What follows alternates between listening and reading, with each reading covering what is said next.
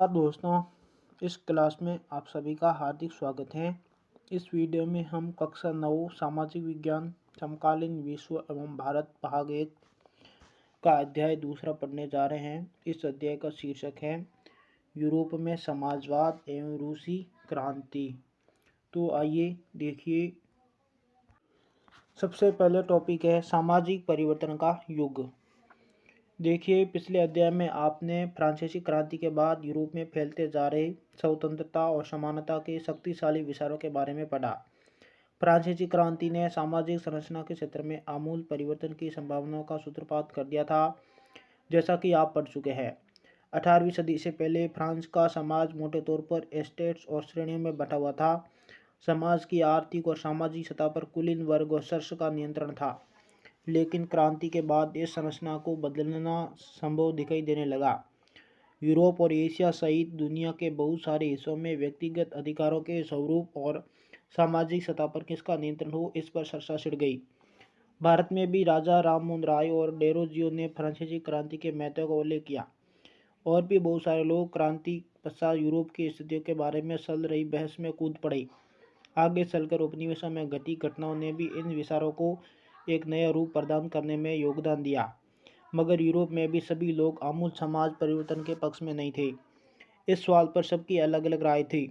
बहुत सारे लोग बदलाव के लिए तो तैयार थे, लेकिन वह चाहते थे कि यह बदलाव धीरे धीरे हो। एक खेमा मानता था कि समाज का आमूल पुनर्गठन जरूरी है। कुछ रूढ़िवादी थे तो कुछ उदारवादी या आमूल परिवर्तनवादी रेडिकल समाधान के पक्ष में थे। उस समय के संदर्भ में इन शब्दों का क्या मतलब था, राजनीति के इन धाराओं में क्या फर्क थे और कौन कौन सी बातें थी जो समान थी। यहाँ हमें ध्यान रखना चाहिए कि इन शब्दों का अर्थ हर काल और परिवेश में एक ही नहीं होता। इस अध्याय में हम 19वीं शताब्दी की कुछ महत्वपूर्ण राजनीतिक परंपराओं का अध्ययन करेंगे और देखेंगे कि उन्होंने परिवर्तन के संदर्भ में क्या असर डाला। इसके बाद हम एक ऐसी ऐतिहासिक घटना पर अपना ध्यान केंद्रित करेंगे जिसमें समाज के रेडिकल पुनर्गठन का एक गंभीर प्रयास किया गया। रूस में हुई क्रांति के फलस्वरूप समाजवाद 20वीं सदी का स्वरूप तय करने वाले सबसे महत्वपूर्ण और शक्तिशाली विचारों की श्रृंखला का हिस्सा बन गया। नेक्स्ट है उदारवादी, रेडिकल और रूढ़िवादी। समाज परिवर्तन के समर्थकों में एक समूह उदारवादियों का था। उदारवादी ऐसा राष्ट्र चाहते थे जिसमें सभी धर्मों को बराबर का सम्मान और जगह मिले। शायद आप जानते होंगे कि उस समय यूरोप के देशों में प्राय किसी एक धर्म को ही ज़्यादा महत्व दिया जाता था। ब्रिटेन की सरकार चर्च ऑफ इंग्लैंड का समर्थन करती थी। ऑस्ट्रिया और स्पेन कैथोलिक चर्च के समर्थक थे। उदारवादी समूह वंश आधारित शासकों की अनियंत्रित सत्ता के भी विरोधी थे। वे सरकार के समक्ष व्यक्ति मात्र के अधिकारों की रक्षा के पक्षधर थे।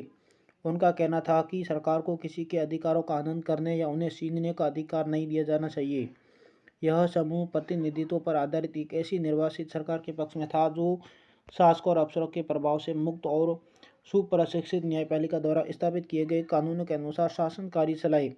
पर यह समूह लोकतंत्रवादी नहीं था। ये लोग सार्वभौमिक वैश्य मताधिकार यानी सभी नागरिकों को वोट का अधिकार देने के पक्ष में नहीं था। उनका मानना था कि वोट का अधिकार केवल संपत्तिधारियों को ही मिलना चाहिए।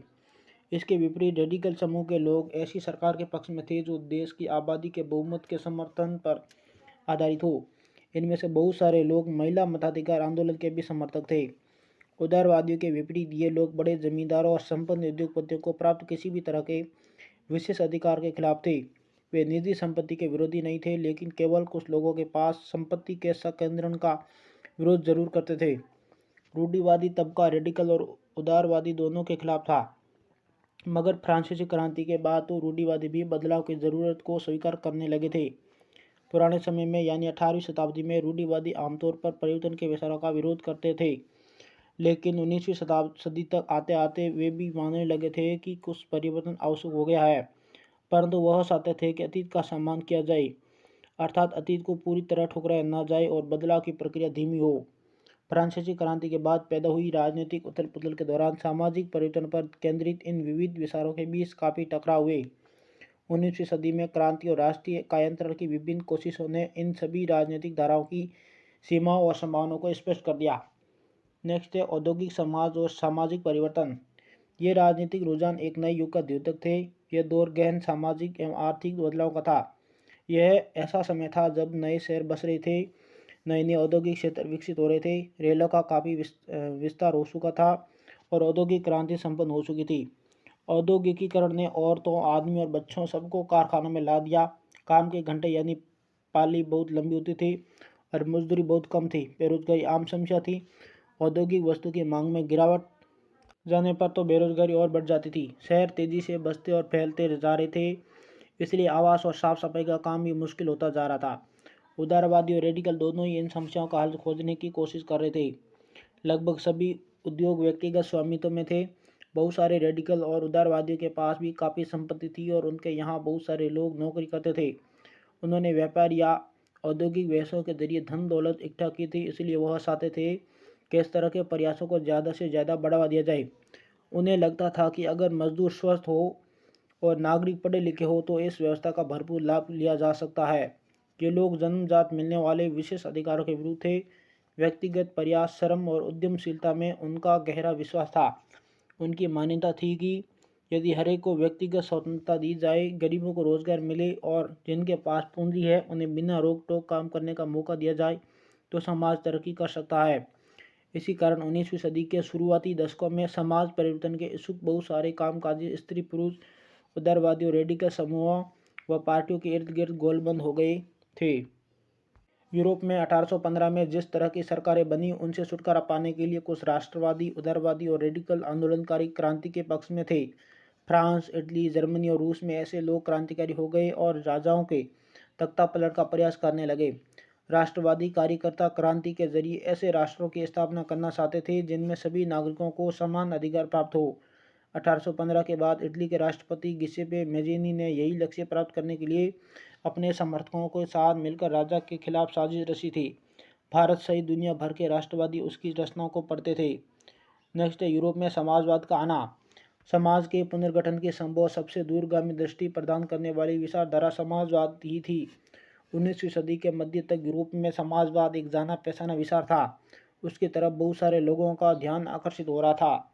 समाजवादी निजी संपत्ति के विरोधी थे, यानी वे संपत्ति पर निजी स्वामित्व को सही नहीं मानते थे। उनका कहना था कि संपत्ति के निजी स्वामित्व की व्यवस्था ही सारी समस्याओं की जड़ है। वे ऐसा क्यों मानते थे? उनका तर्क था कि बहुत सारे लोगों के पास संपत्ति तो है जिससे दूसरों को रोजगार भी मिलता है, लेकिन समस्या यह है कि संपत्तिधारी व्यक्ति को सिर्फ अपने फायदे से ही मतलब रहता है। वह उनके बारे में नहीं सोचता जो उसकी संपत्ति को उत्पादनशील बनाते हैं। इसलिए अगर संपत्ति पर किसी एक व्यक्ति के बजाय पूरे समाज का नियंत्रण हो तो साझा सामाजिक हितों पर ज़्यादा अच्छी तरह ध्यान दिया जा सकता है। समाजवादी इस तरह का बदलाव चाहते थे और इसके लिए उन्होंने बड़े पैमाने पर अभियान चलाया। कोई समाज संपत्ति के बिना कैसे चल सकता है? समाजवादी समाज का आधार क्या होगा?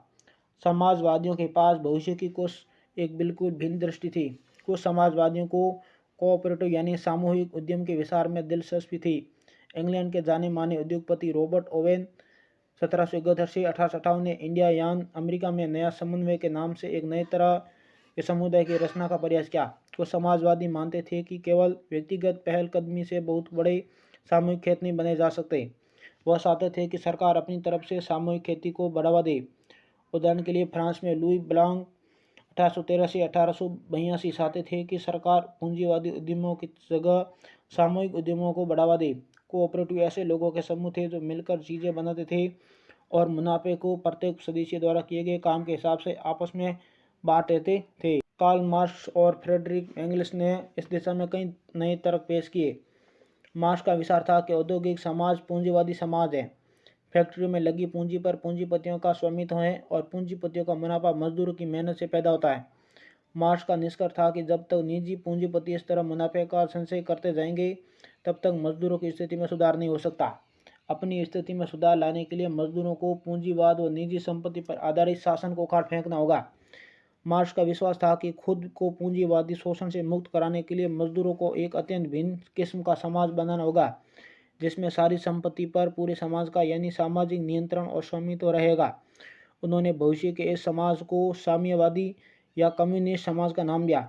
मार्क्स को विश्वास था कि पूंजीपतियों के साथ होने वाले संघर्ष में जीत अंततः मजदूरों की ही होगी। उनकी राय में कम्युनिस्ट समाज ही भविष्य का समाज होगा। समाजवाद के लिए समर्थन। 1870 का दशक आते आते समाजवादी विचार पूरे यूरोप में फैल चुके थे। अपने प्रयासों में समन्वय लाने के लिए समाजवादियों ने द्वितीय इंटरनेशनल के नाम से एक अंतर्राष्ट्रीय संस्था भी बना ली थी। इंग्लैंड और जर्मनी के मजदूरों ने अपने जीवन और कार्य स्थितियों में सुधार लाने के लिए संगठन बनाना शुरू कर दिया था। संकट के समय अपने सदस्यों को मदद पहुंचाने के लिए इन संगठनों ने कोष स्थापित किए और काम के घंटों में कमी तथा मताधिकार के लिए आवाज़ उठाना शुरू कर दिया। जर्मनी में सोशल डेमोक्रेटिक पार्टी के साथ इन संगठनों के काफ़ी गहरे रिश्ते थे और संसदीय चुनाव में वे पार्टी की मदद भी करते थे। 1905 तक ब्रिटेन के समाजवादी और ट्रेड यूनियन आंदोलनकारी ने लेबर पार्टी के नाम से अपनी एक अलग पार्टी बना ली थी।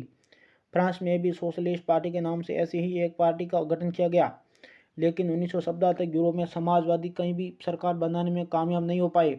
संसदीय राजनीति में उनके प्रतिनिधि बड़ी संख्या में जीतते रहे। उन्होंने कानून बनवाने में भी अहम भूमिका निभाई, मगर सरकारों में रूढ़िवादियों, उदारवादियों और रेडिकलों का ही दबदबा बना रहा। नेक्स्ट टॉपिक है रूसी क्रांति। यूरोप के सबसे पिछड़े औद्योगिक देशों में से एक रूस में यह समीकरण उलट गया। 1917 की अक्टूबर क्रांति के जरिए रूस की सतह पर समाजवादी ने कब्जा कर लिया। फरवरी 1917 में राजशाही के पतन और अक्टूबर की घटना को ही अक्टूबर क्रांति कहा जाता है। ऐसा कैसे हुआ? क्रांति के समय रूस के सामाजिक और राजनीतिक हालात कैसे थे? इन सवालों का जवाब ढूंढने के लिए आइए क्रांति से कुछ साल पहले की स्थितियों पर नजर डालें। रूसी साम्राज्य 1914 में रूस और उसके पूरे साम्राज्य पर जार निकोलस सेकंड का शासन था। मास्को के आसपास पड़ने वाले भूक्षेत्र के अलावा आज का फिनलैंड, लातविया, लिथुआनिया, एस्टोनिया तथा पोलैंड, यूक्रेन व बेलारूस के कुछ हिस्से रूसी साम्राज्य के अंग थे। यह साम्राज्य प्रशांत महासागर तक फैला हुआ था और आज के मध्य एशियाई राज्यों के साथ साथ जॉर्जिया, आर्मेनिया व अजरबैजान भी इसी साम्राज्य के अंतर्गत आते थे। रूस में ग्रीक ऑर्थोडॉक्स से उपजी शाखा रूसी ऑर्थोडॉक्स क्रिश्चियनिटी को मानने वाले बहुमत में थे, लेकिन इस साम्राज्य के तहत रहने वालों में कैथोलिक, प्रोटेस्टेंट, मुस्लिम और बौद्ध भी शामिल थे। नेक्स्ट है अर्थव्यवस्था और समाज। 20वीं सदी के शुरुआत में रूस की आबादी का एक बहुत बड़ा हिस्सा खेती-बाड़ी से जुड़ा हुआ था। रूसी साम्राज्य की लगभग 85% जनता आजीविका के लिए खेती पर ही निर्भर थी। यूरोप के किसी भी देश में खेती पर आश्रित जनता का प्रतिशत इतना नहीं था। उदाहरण के तौर पर फ्रांस और जर्मनी में खेती पर निर्भर आबादी 40 से 50% से ज़्यादा नहीं थी। रूसी साम्राज्य के किसान अपनी ज़रूरतों के साथ साथ बाजार के लिए भी पैदावार करते थे। रूस अनाज का एक बड़ा निर्यातक था। उद्योग बहुत कम थे। सेंट पीटर्सबर्ग और मॉस्को प्रमुख औद्योगिक इलाके थे। हालांकि ज़्यादातर उत्पादन कारीगर ही करते थे, लेकिन कारीगरों की वर्कशॉपों के साथ साथ बड़े बड़े कल कारखाने भी मौजूद थे। बहुत सारे कारखाने 1890 के दशक में चालू हुए थे, जब रूस के रेल नेटवर्क को फैलाया जा रहा था। उसी समय रूसी उद्योगों में विदेशी निवेश भी तेजी से बढ़ा था। इन कारकों के चलते कुछ ही सालों में रूस के कोयला उत्पादन में दोगुना और स्टील उत्पादन में 4 गुना वृद्धि हुई थी। सन 1900 तक कुछ इलाकों में तो कारीगरों और कारखाना मजदूरों की संख्या लगभग बराबर हो चुकी थी। ज़्यादातर कारखाने उद्योगपतियों की निजी संपत्ति थे। मजदूरों को न्यूनतम वेतन मिलता रहे और काम की पाली के घंटे निश्चित हो, इस बात का ध्यान रखने के लिए सरकारी विभाग बड़ी फैक्ट्री पर नजर रखते थे, लेकिन फैक्ट्री इंस्पेक्टर भी नियमों के उल्लंघन को रोक पाने में नाकामयाब थे। कारीगरों की इकाइयों और वर्कशॉपों में काम की पाली प्राय 15 घंटे तक खींच जाती थी, जबकि कारखानों में मजदूर आमतौर पर 10 से 12 घंटे ही पाली में काम करते थे। मजदूरों के रहने के लिए भी कमरों से लेकर डॉर्मेटरी तक तरह तरह की व्यवस्था मौजूद थी। सामाजिक स्तर पर मजदूर बंटे हुए थे। कुछ मजदूर अपने मूल गांव के साथ अभी भी गहरे संबंध बने हुए थे। बहुत सारे मजदूर स्थायी रूप से शहरों में ही बस चुके थे। उनके बीच योग्यता और दक्षता के स्तर पर भी काफ़ी फर्क था। सेंट पीटर्सबर्ग के एक धातु मजदूर ने कहा था, धातु कर्मी मजदूरों में खुद को साफ मानते थे। उनके काम में ज़्यादा प्रशिक्षण और निपुणता की ज़रूरत जो रहती थी। 1917 में फैक्ट्री मजदूरों में औरतों की संख्या 31% थी, लेकिन उन्हें पुरुष मजदूरों के मुकाबले कम वेतन मिलता था। मर्दों की तनख्वाह के मुकाबले आधे से 3 चौथाई तक। मजदूरों के बीच मौजूद फासला उनके पहनावे और व्यवहार में भी साफ दिखाई देता था। यद्यपि कुछ मजदूरों ने बेरोजगारी आर्थिक संकट के समय एक दूसरे की मदद करने के लिए संगठन बना लिए थे, लेकिन ऐसे संगठन बहुत कम थे। इन विभेदों के बावजूद जब किसी को नौकरी से निकाल दिया जाता था या उन्हें मालिकों से कोई शिकायत होती थी, तो मजदूर एकजुट होकर हड़ताल भी कर देते थे। 1896 से 1897 के बीच कपड़ा उद्योग में और 1902 में धातु उद्योग में ऐसी हड़तालें काफ़ी बड़ी संख्या में आयोजित की गई। देहात की ज़्यादातर ज़मीन पर किसान खेती करते थे, लेकिन लेकिन विशाल संपत्तियों पर सामंतों, राजशाही और ऑर्थोडॉक्सर्स का कब्जा था। मजदूरों की तरह किसान भी बंटे हुए थे। किसान बहुत धार्मिक स्वभाव के थे। इक्का दुक्का अपवादों को छोड़ दिया जाए तो वे सामंतों और नवाबों का बिल्कुल सम्मान नहीं करते थे। नवाबों और सामंतों को जो सत्ता और हैसियत मिली हुई थी वह लोकप्रियता की वजह से नहीं बल्कि जार के प्रति उनकी निष्ठा और सेवाओं के बदले में मिली थी। यहाँ की स्थिति फ्रांस जैसी नहीं थी। मिसाल के तौर पर फ्रांसीसी क्रांति के दौरान ब्रिटेनी के किसान न केवल नवाबों का सम्मान करते थे बल्कि उन्होंने नवाबों को बचाने के लिए बाकायदा लड़ाई भी लड़ी। इसके विपरीत रूस के किसान चाहते थे कि नवाबों की जमीन छीन कर किसानों के बीच बांट दी जाए। बहुधा वह लगान भी नहीं चुकाते थे। कई जगह तो जमींदारों की हत्या भी की जा चुकी थी। 1902 में दक्षिणी रूस में ऐसी घटनाएं बड़े पैमाने पर घटी। 1905 में तो पूरे रूस में ही ऐसी घटनाएं घटने लगी। रूसी किसान यूरोप के बाकी किसानों के मुकाबले एक और लिहाज से भी भिन्न थे। यहाँ के किसान समय समय पर सारी जमीन को अपने कम्यून को सौंप देते थे और फिर कम्यून ही प्रत्येक परिवार के ज़रूरत के हिसाब से किसानों को ज़मीन बांटता था। नेक्स्ट है रूस में समाजवाद। 1900 सप्ताह से पहले रूस में सभी राजनीतिक पार्टियां गैर कानूनी थी। मार्क्स के विचारों को मानने वाले समाजवादियों ने 1898 में Russian social democratic workers party अर्थात रूसी सामाजिक लोकतांत्रिक श्रमिक पार्टी का गठन किया था। सरकारी आतंक के कारण इस पार्टी को गैर कानूनी संगठन के रूप में काम करना पड़ता था।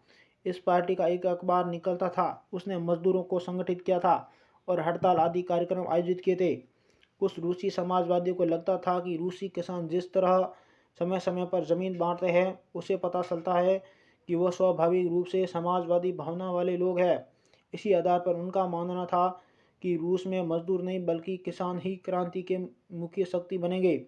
वे क्रांति का नेतृत्व करेंगे और रूस बाकी देशों के मुकाबले ज़्यादा जल्दी समाजवादी देश बन जाएगा। 19वीं सदी के आखिर में रूस के ग्रामीण इलाकों में समाजवादी काफ़ी सक्रिय थे। सन 1900 में उन्होंने सोशलिस्ट रेवोल्यूशनरी पार्टी समाजवादी क्रांतिकारी पार्टी का गठन कर लिया। इस पार्टी ने किसानों के अधिकारों के लिए संघर्ष किया और मांग की कि सामंतों के कब्जे वाली जमीन फौरन किसानों को सौंपी जाए। किसानों के सवाल पर सामाजिक लोकतंत्रवादी खेमा समाजवादी क्रांतिकारी से सहमत नहीं था, लेकिन लेनिन का मानना था कि किसान में एकजुटता नहीं है, वे बंटे हुए हैं। कुछ किसान गरीब थे तो कुछ अमीर, कुछ मजदूरी करते थे तो कुछ पूंजीपति थे तो जो नौकरी से खेती करवाते थे। इन आपसी विभेदों के चलते वे सभी समाजवादी आंदोलन का हिस्सा नहीं हो सकते थे। सांगठनिक रणनीति के सवाल पर पार्टी में गहरे मतभेद थे। व्लादिमीर लेनिन बोल्शेविक खेमे के मुखिया सोचते थे कि जार राजा शासित रूस जैसे दमनकारी समाज में पार्टी अत्यंत अनुशासित होनी चाहिए और अपने सदस्यों की संख्या व स्तर पर उसका पूरा नियंत्रण होना चाहिए। दूसरा खेमा मेंशेविक मानता था कि पार्टी में सभी को सदस्यता दी जानी चाहिए। नेक्स्ट है उथल पुथल का समय। 1905 की क्रांति। रूस एक निरंकुश राजशाही था। अन्य यूरोपीय शासकों के विपरीत 20वीं सदी की शुरुआत में भी जार राष्ट्रीय संसद के अधीन नहीं था। उदारवादियों ने इस स्थिति को खत्म करने के लिए बड़े पैमाने पर मुहिम चलाई। 1905 की क्रांति के दौरान उन्होंने संविधान की रचना के लिए सोशल डेमोक्रेट और समाजवादी क्रांतिकारियों को साथ लेकर किसानों और मजदूरों के बीच काफ़ी काम किया। रूसी साम्राज्य के तहत उन्हें राष्ट्रवादियों और इस्लाम के आधुनिकीकरण के समर्थक जदीदियों का भी समर्थन मिला। रूसी मजदूरों के लिए 1904 का साल बहुत बुरा रहा। ज़रूरी चीज़ों की कीमतें इतनी तेज़ी से बढ़ी कि वास्तविक वेतन में 20% तक की गिरावट आ गई। उसी समय मजदूर संगठनों की सदस्यता में भी तेज़ी से वृद्धि हुई। जब 1904 में ही गठित की गई असेंबली ऑफ रशियन वर्कर्स के 4 सदस्यों को प्यूतिलोव आयरन वर्क्स में उनकी नौकरी से हटा दिया गया तो मजदूरों ने आंदोलन छेड़ने का ऐलान कर दिया।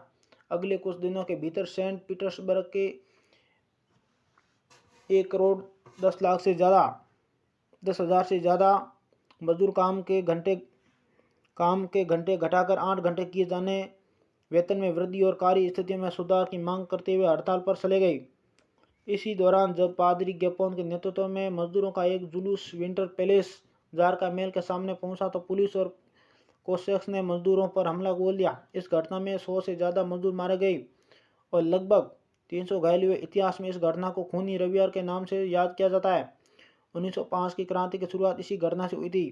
सारे देश में हड़तालें होने लगी। जब नागरिक स्वतंत्रता के अभाव का विरोध करते हुए विद्यार्थी अपनी कक्षाओं का बहिष्कार करने लगे तो विश्वविद्यालय भी बंद कर दिए गए।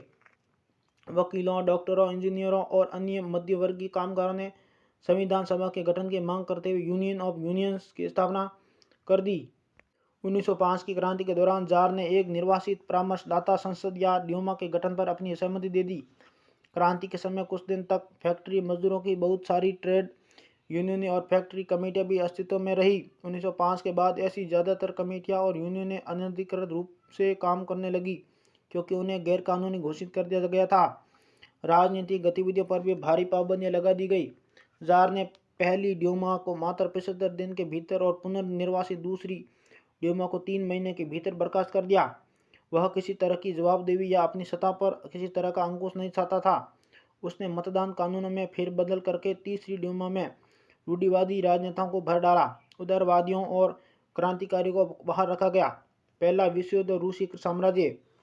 1917 में दो यूरोपीय गठबंधनों के बीच युद्ध छिड़ गया। एक खेमे में जर्मनी और ऑस्ट्रिया और तुर्की थे तो दूसरे खेमे में फ्रांस, ब्रिटेन व रूस।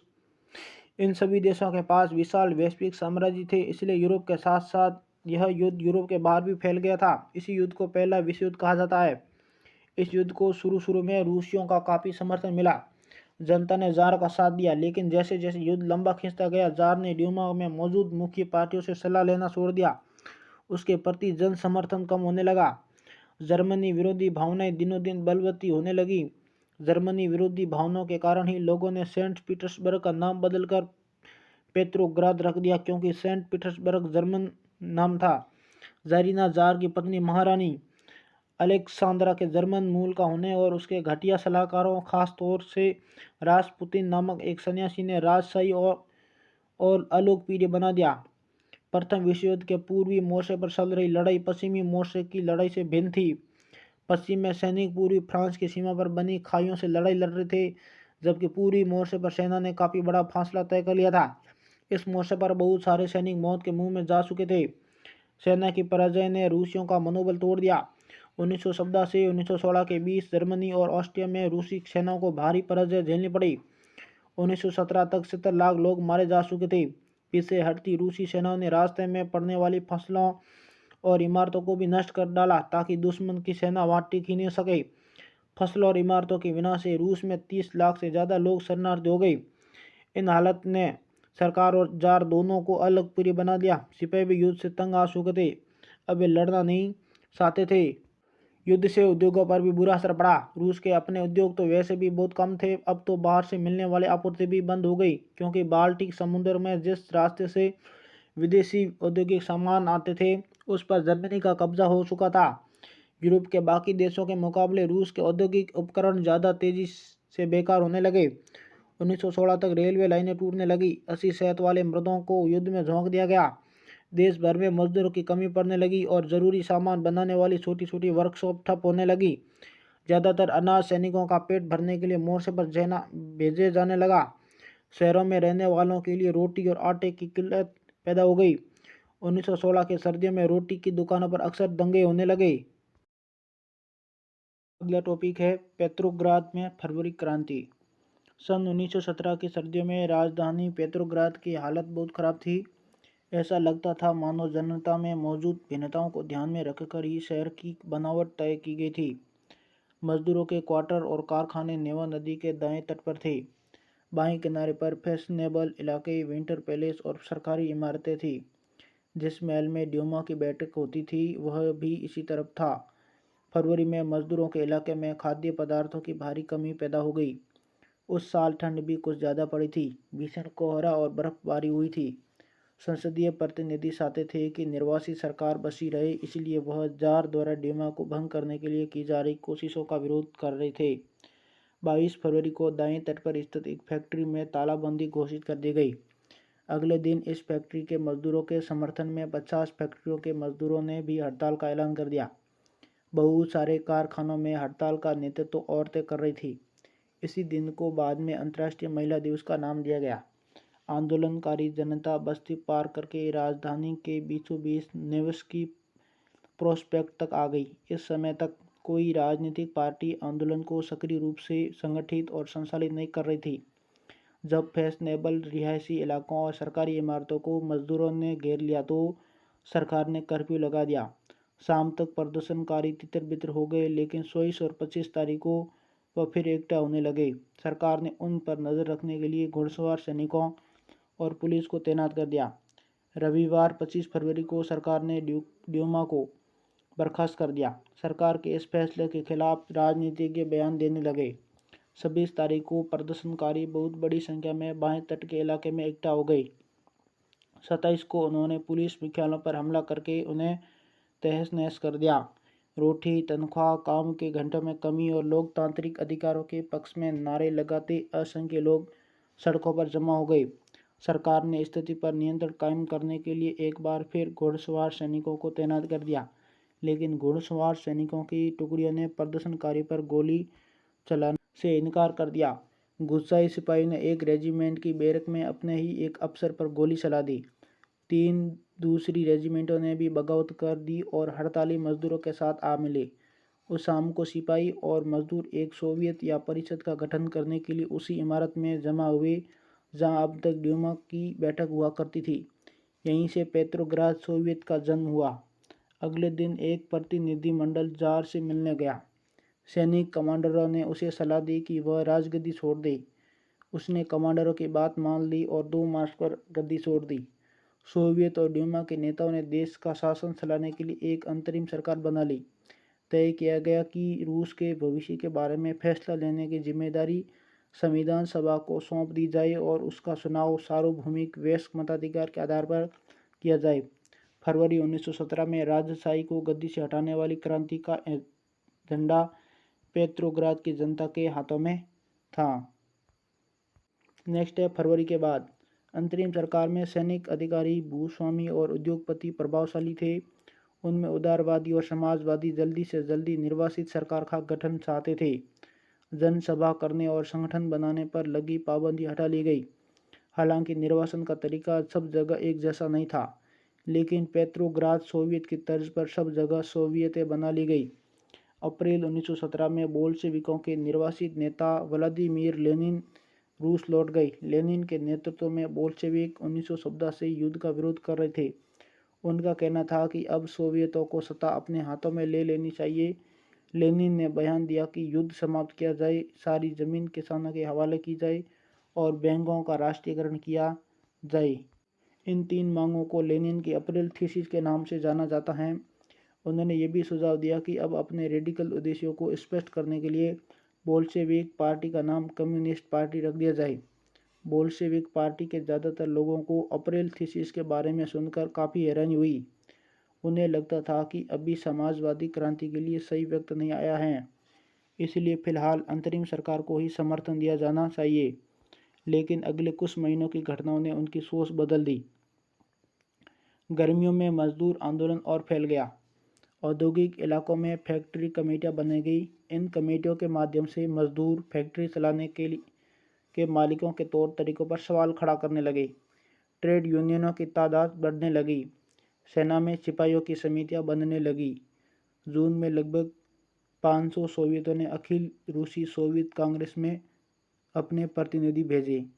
जैसे जैसे अंतरिम सरकार की ताकत कमज़ोर होने लगी और बोल्शेविकों का प्रभाव बढ़ने लगा, सरकार असंतोष को दबाने के लिए सख्त कदम उठाने लगी। सरकार ने फैक्ट्रियां चलाने की मजदूरों द्वारा की जा रही कोशिशों को रोकना और मजदूरों के नेताओं को गिरफ्तार करना शुरू कर दिया। जुलाई 1917 में बोल्शेविकों द्वारा आयोजित किए गए विशाल प्रदर्शनों का भारी दमन किया गया। बहुत सारे बोल्शेविक नेताओं को छिपना या भागना पड़ा। गांव में किसान और उनके समाजवादी क्रांतिकारी नेता भूमि पुनर्वितरण के लिए दबाव डालने लगे थे। इस काम के लिए भूमि समितियां बना दी गई। सामाजिक क्रांतिकारियों से प्रेरणा और प्रोत्साहन लेते हुए जुलाई से सितंबर के बीच किसानों ने बहुत भारी जमीन पर कब्जा कर लिया। नेक्स्ट है अक्टूबर 1917 की क्रांति। जैसे जैसे अंतरिम सरकार और बोल्शेविकों के बीच टकराव बढ़ता गया, लेनिन को अंतरिम सरकार द्वारा तानाशाही थोप देने की आशंका दिखाई देने लगी। सितंबर में उन्होंने सरकार के खिलाफ विद्रोह के बारे में चर्चा शुरू कर दी। सेना और फैक्ट्री सोवियतों में मौजूद बोल्शेविकों को इकट्ठा किया गया।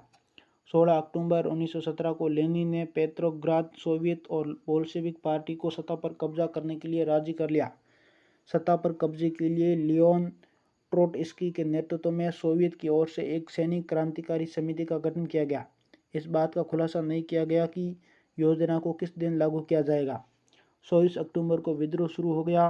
संकट की आशंका को देखते हुए प्रधानमंत्री केरेंस्की सैनिक टुकड़ियों को इकट्ठा करने शहर से बाहर चले गए। तड़के की ही सरकार के वफादार सैनिकों ने 2 बोल्शेविक अखबारों के दफ्तरों पर घेरा डाल दिया। टेलीफोन और टेलीग्राफ दफ्तरों पर नियंत्रण प्राप्त करने और विंटर पैलेस की रक्षा करने के लिए सरकार समर्थक सैनिकों को रवाना कर दिया गया। पलक झपकते क्रांतिकारी समिति ने भी अपने समर्थकों को आदेश दे दिया कि सरकारी कार्यालयों पर कब्जा कर ले और मंत्रियों को गिरफ्तार कर ले। उसी दिन औरोरा नामक युद्धपोत ने विंटर पैलेस पर बमबारी शुरू कर दी। अन्य युद्धपोतों ने नेवा के रास्ते से आगे बढ़ते हुए विभिन्न सैनिक ठिकानों को अपने नियंत्रण में ले लिया। शाम ढलते ढलते पूरा शहर क्रांतिकारी समिति के नियंत्रण में आ चुका था और मंत्रियों ने आत्मसमर्पण कर दिया था। पेट्रोग्राद में अखिल रूसी सोवियत कांग्रेस की बैठक हुई, जिसमें बहुमत ने बोल्शेविकों की कार्रवाई का समर्थन किया। अन्य शहरों में भी बगावतें होने लगी। दोनों तरफ से जमकर गोलीबारी हुई, खास तौर से मॉस्को में, लेकिन दिसंबर तक मॉस्को पेट्रोग्राद इलाके पर बोल्शेविकों का नियंत्रण स्थापित हो चुका था। नेक्स्ट डे अक्टूबर के बाद क्या बदला? तो बोल्शेविक निजी संपत्ति की व्यवस्था के पूरी तरह खिलाफ थे। ज़्यादातर उद्योगों और बैंकों का नवंबर 1917 में ही राष्ट्रीयकरण किया जा चुका था। उनका स्वामित्व और प्रबंधन सरकार के नियंत्रण में आ चुका था। जमीन को सामाजिक संपत्ति घोषित कर दिया गया। किसानों को सामंतों की जमीनों पर कब्जा करने की खुली छूट दे दी गई। शहरों में बोल्शेविकों ने मकान मालिकों के लिए पर्याप्त हिस्सा छोड़कर उनके बड़े मकानों के छोटे छोटे हिस्से कर दिए, ताकि बेघर बार या ज़रूरतमंद लोगों को भी रहने की जगह दी जा सके। उन्होंने अभिजातीय वर्ग द्वारा पुरानी पदवियों के इस्तेमाल पर रोक लगा दी। परिवर्तन को स्पष्ट रूप से सामने लाने के लिए सेना और सरकारी अफसरों की वर्दियां बदल दी गई। इसके लिए 1918 में एक परिधान प्रतियोगिता आयोजित की गई, जिसमें सोवियत टोपी का चुनाव किया गया। बोल्शेविक पार्टी का नाम बदलकर रूसी कम्युनिस्ट पार्टी रख दिया गया। नवंबर 1917 में बोल्शेविकों ने संविधान सभा के लिए चुनाव कराए, लेकिन इन चुनाव में उन्हें बहुमत नहीं मिल पाया। जनवरी 1918 में असेंबली ने बोल्शेविकों के प्रस्ताव को खारिज कर दिया और लेनिन ने असेंबली बर्खास्त कर दी। उनका मत था कि अनिश्चित परिस्थितियों में चुनी गई असेंबली के मुकाबले अखिल रूसी सोवियत कांग्रेस कहीं ज़्यादा लोकतांत्रिक संस्था है। मार्च 1918 में अन्य राजनीतिक सहयोगियों की असहमति के बावजूद बोल्शेविकों ने ब्रेस्ट लिटोवस्क में जर्मनी से संधि कर ली। आने वाले सालों में बोल्शेविक पार्टी अखिल रूसी सोवियत कांग्रेस के लिए होने वाले चुनाव में हिस्सा लेने वाली एकमात्र पार्टी रह गई। अखिल रूसी सोवियत कांग्रेस को अब देश की संसद का दर्जा दे दिया गया था। रूस एक दलीय राजनीतिक व्यवस्था वाला देश बन गया। ट्रेड यूनियनों पर पार्टी का नियंत्रण रहता था। गुप्तचर पुलिस, जिसे पहले सेका और बाद में ओजीपीयू तथा एनकेवीडी का नाम दिया गया, बोल्शेविकों की आलोचना करने वालों को दंडित करती थी। बहुत सारे युवा लेखक और कलाकार भी पार्टी की तरफ आकर्षित हुए, क्योंकि वह समाजवाद और परिवर्तन के प्रति समर्पित थी। अक्टूबर 1917 के बाद ऐसे कलाकारों और लेखकों ने कला और वास्तुशिल्प के क्षेत्र में नए प्रयोग शुरू कर दिए, लेकिन पार्टी द्वारा थोपी गई सेंसरशिप के कारण बहुत सारे लोगों का पार्टी से मोहभंग भी होने लगा था। नेक्स्ट है गृह युद्ध। जब बोल्शेविकों ने जमीन के पुनर्वितरण का आदेश दिया तो रूसी सेना टूटने लगी। ज़्यादातर सिपाही किसान थे। वे भूमि पुनर्वितरण के लिए घर लौटना चाहते थे, इसलिए सेना छोड़कर जाने लगे। गैर बोल्शेविक समाजवादियों, उदारवादियों और राजशाही के समर्थकों ने बोल्शेविक विद्रोह की निंदा की। उनके नेता दक्षिणी रूस में इकट्ठा होकर बोल्शेविकों से लड़ने के लिए टुकड़ियां संगठित करने लगे। 1918 और 1919 में रूसी साम्राज्य के ज़्यादातर हिस्सों पर सामाजिक क्रांतिकारियों और जार समर्थकों का ही नियंत्रण रहा। उन्हें फ्रांसीसी, अमेरिकी, ब्रिटिश और जापानी टुकड़ियों का भी समर्थन मिल रहा था। ये सभी शक्तियाँ रूस में समाजवाद को फलते फूलते नहीं देखना चाहती थी। इन टुकड़ियों और बोल्शेविकों के बीच चले गृह युद्ध के दौरान लूटमार, डकैती और भुखमरी जैसी समस्याएं बड़े पैमाने पर फैल गई। व्हाइट्स में जो निजी संपत्ति के हिमायती थे, उन्होंने जमीन पर कब्जा करने वाले किसानों के खिलाफ काफ़ी सख्त रवैया अपनाया। उनकी इन हरकतों के कारण तो गैर बोल्शिविकों के प्रति जन समर्थन और भी तेजी से घटने लगा। जनवरी 1920 तक भूतपूर्व रूसी साम्राज्य के ज़्यादातर हिस्सों पर बोल्शेविकों का नियंत्रण कायम हो चुका था। उन्हें गैर रूसी राष्ट्रवादियों और मुस्लिम जिद्दियों की मदद से यह कामयाबी मिली थी। जहां रूसी उपनिवेशवादी ही बोल्शेविक विचारधारा के अनुयायी बन गए थे, वहां ये मदद काम नहीं आ सकी। मध्य एशिया स्थित खीवा में बोल्शेविक उपनिवेशकों ने समाजवाद की रक्षा के नाम पर स्थानीय राष्ट्रवादियों का बड़े पैमाने पर कत्लेआम किया। ऐसे हालात में बहुत सारे लोगों को यह समझ में नहीं आ रहा था कि बोल्शेविक सरकार क्या चाहती है। आंशिक रूप से इसी समस्या से निपटने के लिए ज़्यादातर गैर रूसी राष्ट्रीयताओं को सोवियत संघ दिसंबर 1922 में रूसी साम्राज्य में से बोल्शेविकों द्वारा स्थापित किया गया राज्य के अंतर्गत राजनीतिक स्वायत्तता दी गई।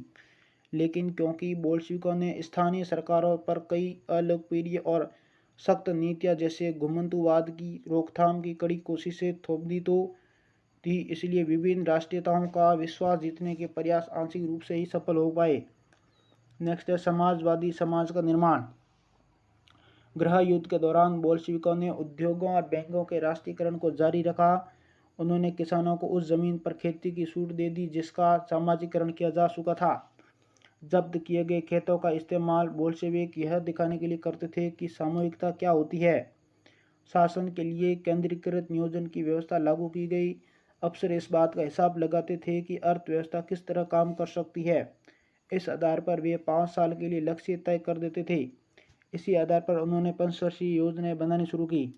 पहली 2 योजनाओं 1927 से 32 और 1933 से 38 के दौरान औद्योगिक विकास को बढ़ावा देने के लिए सरकार ने सभी तरह की कीमतें स्थिर कर दी।